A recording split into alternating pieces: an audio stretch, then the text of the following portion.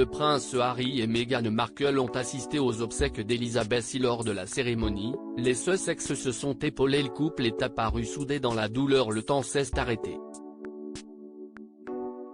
Ce lundi 19 septembre, 11 jours après la mort d'Elizabeth II, tous les yeux étaient rivés sur l'abbaye de Westminster où se déroulaient les obsèques de la monarque.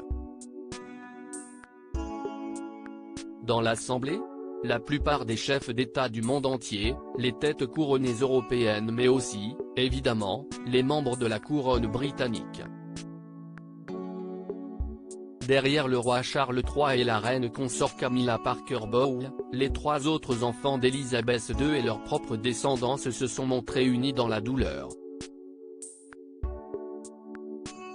Bien qu'il ait quitté les rangs de la famille royale britannique il y a 2 ans, le prince Harry et Meghan Markle étaient évidemment présents pour rendre un dernier hommage à Elizabeth II. Très émus, on les a vus les larmes aux yeux, et grave, les Sussex ont été analysés.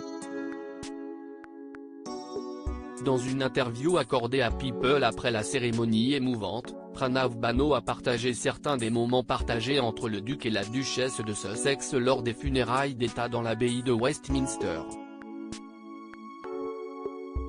On a bien vu le réconfort que Harry donnait à Meghan lors des moments où ils marchaient ensemble et devaient ensuite aller dans des directions différentes, a décrit Pranav Bano.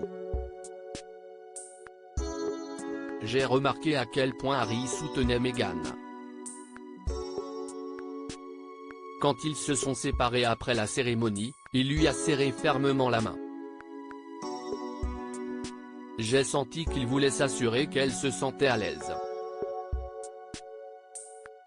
Comme le duc de Sussex, Meghan Markle a offert au prince Harry un soutien silencieux lors des funérailles de la reine Elizabeth II, selon une experte en langage corporel. Harry et Meghan, pourquoi ils ont réduit leur geste tendre? Le meilleur mot pour décrire le langage corporel de Meghan lors des funérailles était discrète, a déclaré Judith James à page 6. Elle semblait offrir à nouveau un soutien silencieux à son mari en s'asseyant et en marchant près de lui avec un regard de dignité teinté de tristesse.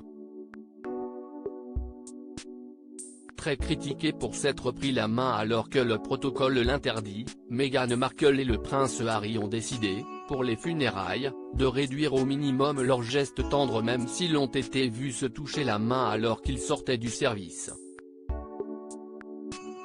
Marchant à côté, mais à une grande distance de son frère le prince William, le prince Harry avait mes sourcils froncés et son clignotement rapide suggérait un début de larmes, a noté Judith James, qui a bien vu l'émotion du prince Harry de dire adieu à sa grand-mère adorée.